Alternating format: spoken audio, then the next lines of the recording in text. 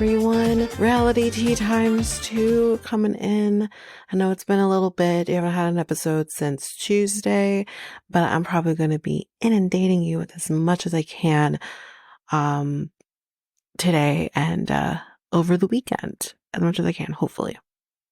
And hopefully we'll kind of get back on a regular schedule. I'm getting back on a regular schedule for the most part. Well, not entirely regular schedule, actually.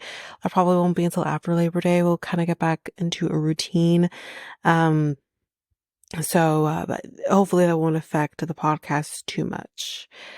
But the first episode we're going to discuss today is Below Deck Med. After this, you should be expecting, definitely Toe is coming next. And then, hopefully Love is Blind. That's kind of what I'm working on right now. I'm working on the episode dump that we had last week. So I'm on the 3rd episode from that. So hopefully you should at least have a Love is Blind coming your way very soon. But yeah, that's kind of where we're at. And throughout the weekend, we'll see how it goes, which episodes you'll be getting. We'll see how it goes. But yeah, let's get into Below Deck Med. I'm not going to do any hot goss, no ads, no nothing. We're just going to be hopping right in. So this episode I found it kind of a slow start in a sense, kind of a lot of the same things we've already been kind of discussing. So I don't want to rehash every little thing that we've kind of discussed already. But of course, with this episode, we do see, kind of the continuation of Joe going and talking to Ellie about not wanting to do the date. Now, this was fucking stupid. So he basically says to her, like, he doesn't want to go on the date, whatever. And but first of all, if a man says to you, he doesn't want to go on the date, he's feeling pressured, this and that, which we'll talk about in a minute, don't beg him in a way, or kind of like, not really beg him. She wasn't really begging him, but kind of like, don't make him see things through your eyes, because if he wanted to go on a date with you, despite all of those things, he probably would have. He's not looking for a relationship, which I've mentioned already in a previous episode. He is looking to have fun. And Bree got the memo before. We'll get to Bree in a minute. You didn't. Like, yeah, you made out, whatever. Fine, cool. But that's more what he's looking for. You're thinking y'all gonna have kids at the end of this. He's thinking, I just want to fuck. So, it's just, I don't know. Don't, try to change his mind, but more about him kind of being like, I've never dated before. I think he said the last time he was in a relationship was in 2017.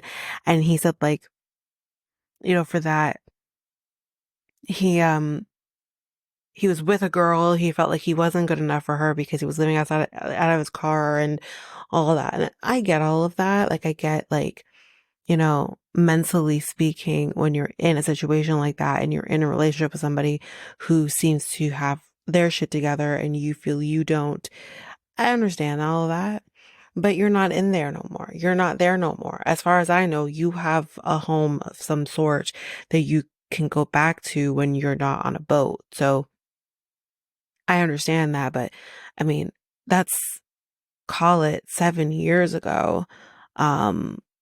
Like, that's the length of time I've known my boyfriend, and damn, who I was 7 years ago versus who I am now has even changed drastically. And he's young. Like, I can't remember how old he is, but anyways, doesn't really matter. I feel like it's an excuse. I feel like he's really, truly not into these girls, and that's fine, like, romantically speaking. It's not like Nathan with Gail. That's fine. We're not expecting you to. But it's just like, don't make an excuse. Just tell her the truth. Just tell her you want to fucking find out, and that's that. Like, just be honest, because at this point, my guy, you've already burned a bridge. You've burned a couple, and we'll get to it. So it's just, it was so dumb. And I do love that Gail's like, professionally speaking, yeah, I respect the guy, but romantically, I mean, my God, you're a fucking mess. Um, so yeah, that was kind of irritating, to kind of hear him kind of just make fucking excuses as to why he can't go on a date with her. So they don't go on the date. Great. They do go out to dinner. Y'all trolled the fuck out of these two people though, because you like literally see that, they have this awkward conversation before about not going on this date, and then they go to dinner, and then they're literally like sitting beside each other. And Ellie's like wants to be anywhere but right beside him. But while they're having dinner, whatever, they end up having a conversation. And again, it's like, come on, have a little bit more self-respect. We're gonna get to it with the other one. But you're just like, this is all I wanted. I just wanted to, have this, and it doesn't have to be a big deal. But Ellie, yes, that is maybe what you wanted, but you weren't going to have this fairy tale thing. You wanted to progress further than just fucking and finding out, You wanted a little more than what I think he wants. So, yeah, all fine and good. He can have a discussion with you, but still, Now, meanwhile, with all of this kind of happening in the background, we have Bree spiraling for what? I don't fucking know. I'm going to say it again. I don't understand why any of these women, they're both gorgeous. Even though I don't like Ellie, she is gorgeous. I don't understand why in the flying fuck y'all want to fight over eyebrows over here. I don't get it. I don't get it. I don't fucking get it. He is not all that. Fuck, I think Nathan is hotter. You know what I mean? And Nathan's not my type at all. So it's just like, what the hell, man? This is so weird. So, yeah, that's kind of she's kind of spiraling. We kind of see her talking to Jono at one point, kind of being like, did you hear like they were going to have like a date? Like, did they go on a date? Did they go on a, did they go on a date? And it's like, Bree, sweetie, why do you care? Like, I understand like he's been like flirty and you've been flirty and like whatever, kind of like playing around, having fun with each other. But I thought that was done. That whatever is going on with you guys, I thought that was put to bed with the whole Ellie drama. So it's really confusing, her reaction. And then she's in the car with Joe on the way to dinner, and he kind of is like, oh yeah, like I told her I didn't want to go on the date, like, 'cause it's too much pressure and all that, blah, blah, blah. And she seems so ecstatic that he didn't go on this date after all. And then when they're at dinner, she sees them talking and laughing and whatever, and she's just like, fuck. And John was like, I'm gonna go use the bathroom. Bree's like, I'm coming. And she spirals some more with Jono about like, you know, I'm so fed up. Like, I don't understand. Like, he flirts with me, yet he asks Ellie on a date and all this. And it's like, cause he's playing the fucking field. That's why. And he played the two dum-dums in in the boat. And it's just like, sweetheart, come on. And I think Jono is literally like saying to her, like, girl, like, enough. Like, you know, stop giving this shit the attention that he fucking wants you to have. Like, this is fucking ridiculous. Anyway, they then go out to the club to, obviously have fun, dance, blah, blah, blah. And see, this was really great. I loved seeing this because like Aisha's kind of like, I'm having to, deal with the drama with my girls, and, like he's fucking up the fucking interior and all this. Like, she just wants to have seamless situation. She wants people who aren't fucking green. She would like just, a little more help being done. And obviously the drama is just too much. More on the her having to do all the work for what is supposed to be a four-person stew boat. So we'll get to that in a minute. But we do see Ellie and Bree having a conversation, talking to each other, being like, listen, Joe's playing fucking both of us at this point, you know, and like coming together and being nice with each other and being women, dealing with a stupid man, boy. I loved that. I loved seeing this, them kind of come together. And Ellie, even later on, says like the best part of the night for her was her and Bree talking. And I love that. The only thing I'm going to say about this conversation though was, Bree's apologizing for her part in it. And Ellie, this is so fucked. Ellie literally kind of says to her, listen, I could see like, in certain situations, like your defense mechanism kind of coming up, like you get very sensitive and this and that. And I just wanted to kind of deter you from being like that. What? What is this fucking apology? This is the part, Ellie, where if someone says, I apologize for my part in something, where you say, I appreciate that. I apologize for my part in that something. You don't literally be like, well, I could see you're getting really sensitive and I can tell that's your defense mechanism. And I wanted to like fix that for you. Like, I just didn't want to give that any attention. So maybe like me kind of quote unquote, I guess, ignoring you, I guess. I guess I kind of maybe get your back up a little bit. What the fuck? What? All in all, I love that Ellie feels, kind of a closure with Bree over this whole Joe situation. But ma'am, you literally told her that you don't go after, your superior's guy or some shit or the fuck she said. You literally took personal situation and then let that leak into how you treated her on the job. What the fuck are you talking about? Anyway, love it though, love it. Then, after this, we literally see Joe and Bree in the bathroom together. And, she's kind of like saying to him, like, in so many words, you confuse me, you flirt, this and that, but you're kind of still going on these, like, flirting with her, going on dates with her, whatever. Like, you're confusing me and you're sending me mixed signals. Is basically what she's trying to say to him.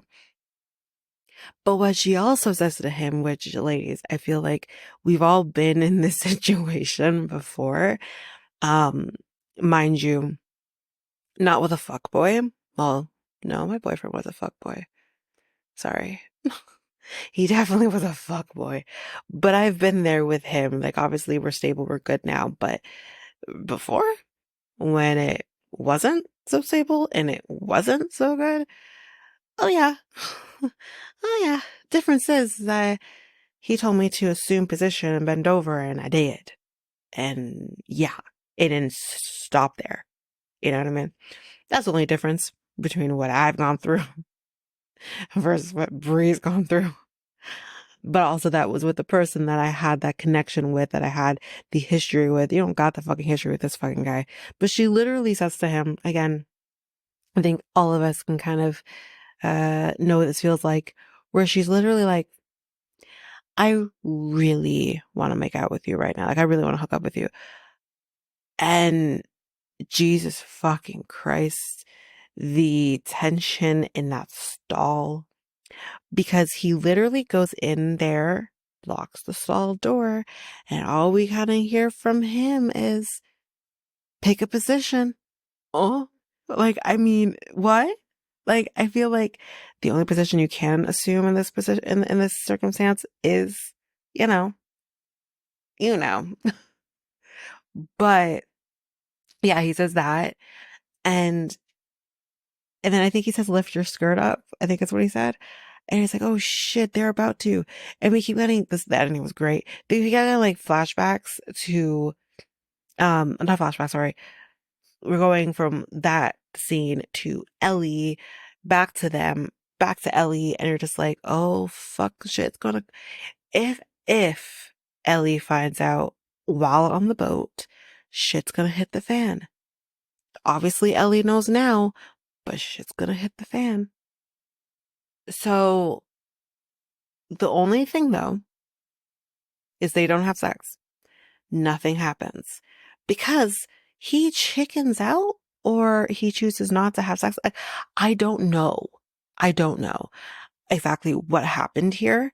And it's like, I feel like he doesn't know what the fuck he wants, because it's like, this is clearly what you want. You just want someone who's going to hook up with you versus someone who wants to be in a relationship with you.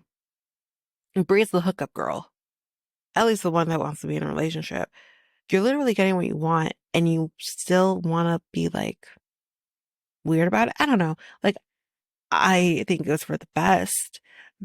I'm just curious. I just want to know. I'm exploring all options here. That's all.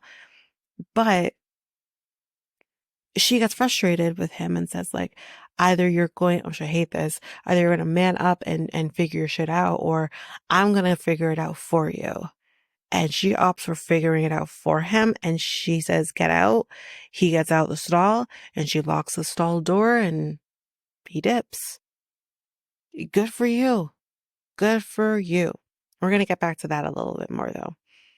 So the next day, or actually before the next day, sorry, Bree, I think, was talking to, was it Jono?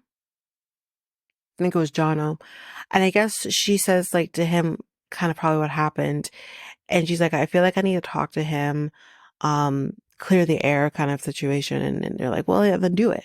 So she texts him, Joe, and says, you know, we need to talk in the morning. And he's like, oh, fuck that. I don't want to talk to her. That's what he's saying to Nathan. And he's like, I don't want to talk to her. Which, by the way, that hug between Nathan and Joe, okay. But yeah, he's, he's just like, you know, I don't want to talk to her. So more on that the next day now. So the next day, we literally see him, Joe, talking to, I think it was Nathan, and says, bro, I think I kissed Bree yesterday. Are you fucking with me right now? You want me to really believe, sir, that you did not remember you kissed Bree? You want me to think, okay, all right. You fucking remember you kissed Bree. You fucking remember you did. So now all of a sudden you want to act like you didn't. So what the fuck is wrong with this guy? And he figures that this is his way of kind of being like, oh, I don't remember what I did yesterday. What the fuck?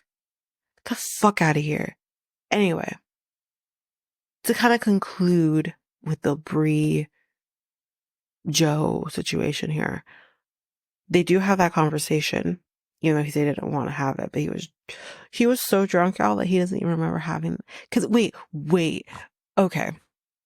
Now, I'm not debating that a person can, you know, maybe remember bits and pieces of a night. I'm not saying that. I just don't believe that he remembers bits and pieces. I believe he remembers everything.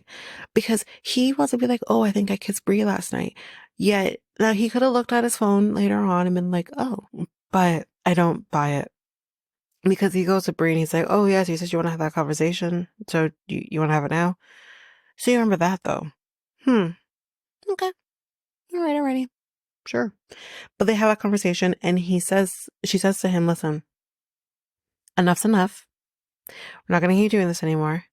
Don't, you know, lead me on or make me think like there's still like a chance and blah, blah, blah. Like, I want this to be done and over with, like here and now. And she is putting her foot down. So you think to basically say like, I don't want to do this shit with you anymore.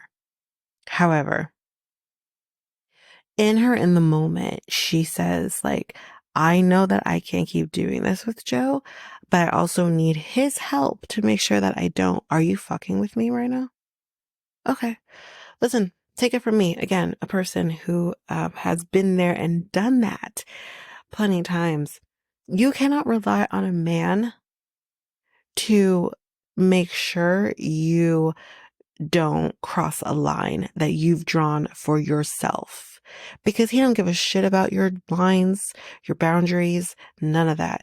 If he knows that there is a window and there is a way for them to have sex with you, or have their way with you and know like deep down you probably want to, girl, you don't stand a fucking chance. He can't help you with that.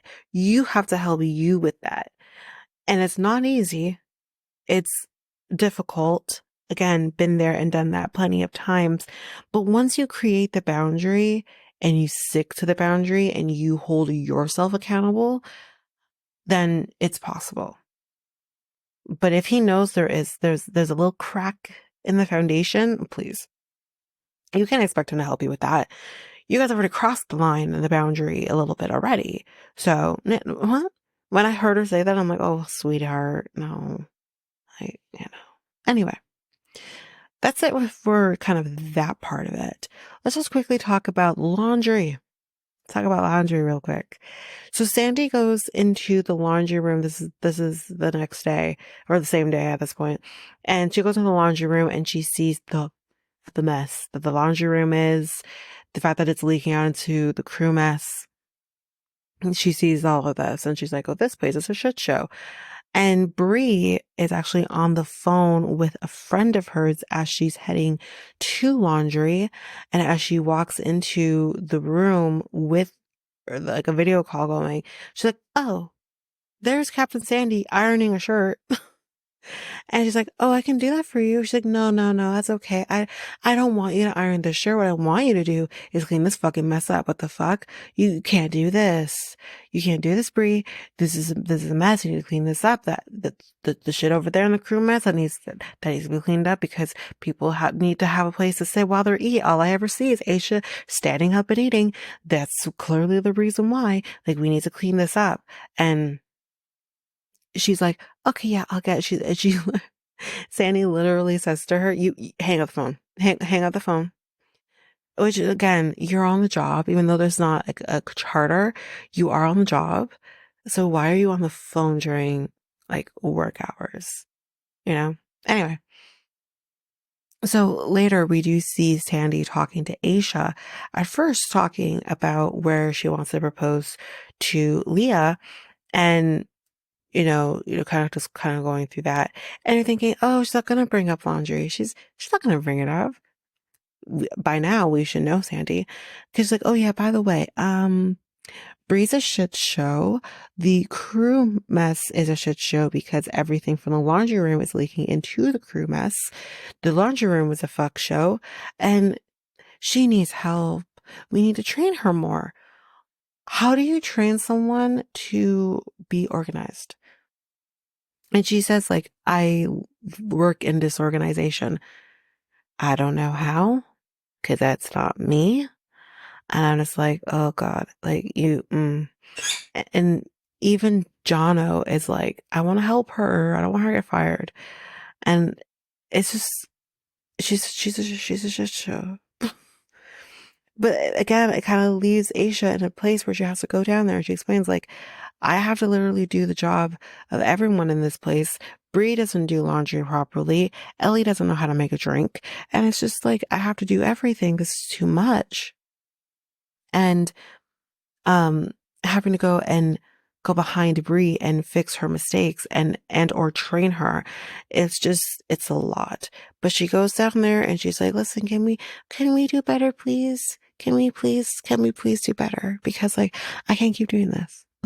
So, but I think we do get a little bit of an explanation, because I wondered, I'm like, why don't we have 4 stews? Well, I think we have a little bit of an answer to that. So, which I think I vaguely remember hearing this before in the beginning of the show. I don't remember though. But apparently one of the rooms has a little bit of a leak in it. And because there's a leak in it, obviously you can't have someone living in a room that has a leak in it. So the reason this is coming up is because we have some rain coming.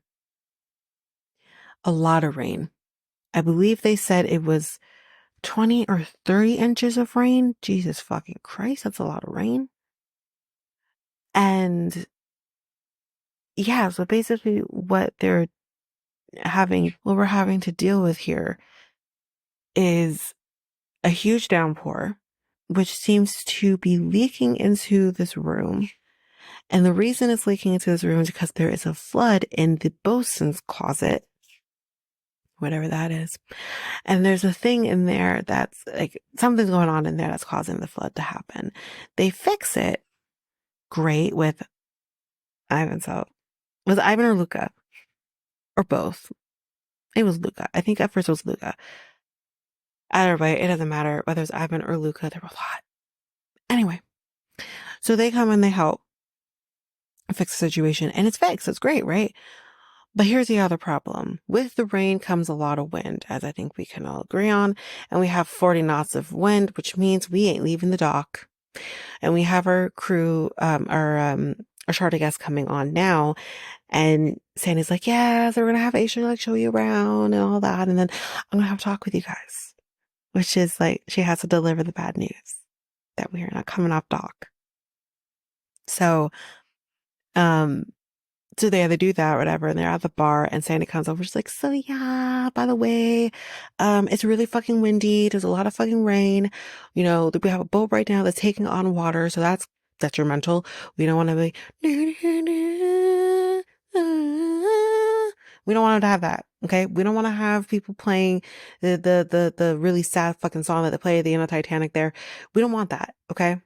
So because we don't want to be drowning in water or not be able to get back onto the dock because it's so fucking windy, we're not leaving the dock.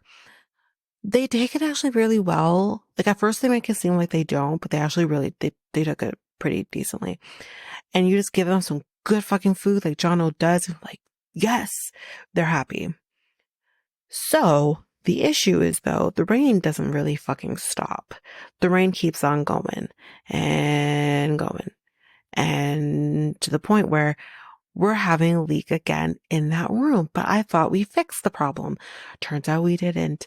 So we kind of end off the episode with them kind of figuring out what the fuck is going on with this leak.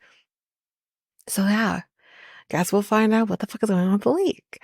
But that's basically it for Below Deck Med this week. Again, we should be getting Toe done.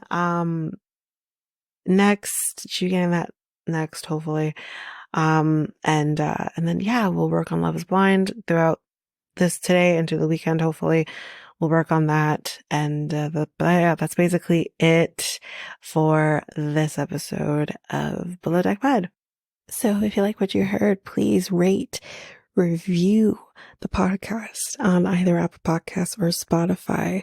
Also, don't forget that you can also share us with everyone in your life if you really love this. And I do want to read those reviews. I'm definitely getting 5-star ratings, but I want to read those reviews. So send me those reviews and I will read those 4 and 5-star reviews on the podcast. Also, we're on every one of your favorite podcast apps. Every one of them, including you can find us on YouTube at Reality Tea Times2. If you want to connect with us, you can do so by going to either Facebook or Instagram at Reality Tea Times2. You can also find us on Twitter, TikTok, Reddit at Reality Tea Times2 Pod. We also have our email, which is at realityteatimes2 at hotmail.com. Definitely want to hear from you guys. And we also have our new website where you can listen to all of these episodes. You can review the podcast on there as well. You can connect with me in any way, all the stuff. It's all there, and you can find me there at www.realityteatimes2, all spelled out, .podpage.io. It's there. And don't forget, I also have my other podcast with my friend Mikkel, Next Take Podcast, where we talk about all kinds of different topics. But you can find us on any of your favorite podcast apps over there as well. Or you can also go to YouTube, and you go to Next Take Podcast, as well as our website, which is solo.to/Next Take Podcast. So yeah, there's that, and that's basically that.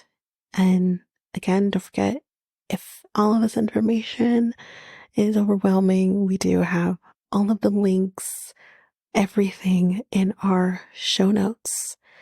But that is it for now, guys. Thanks. Bye.